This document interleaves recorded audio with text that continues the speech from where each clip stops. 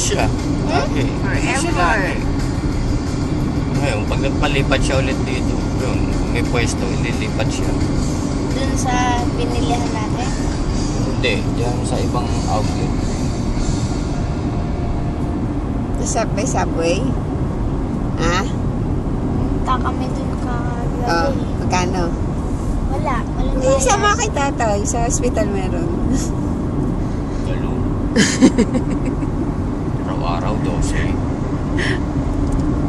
Eh, di bumili kayo sa buo. Magkano ba isang buo? 21. Ulo, isang buo is uno lang ang discount mo.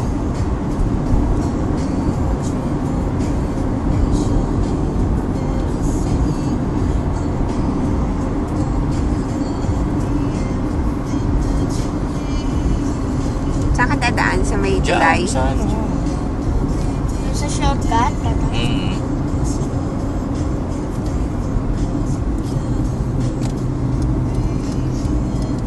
Shortcut ka na naman dadaan. Oo, pag hindi tayo sa shortcut, malayo. Dito na ba yun?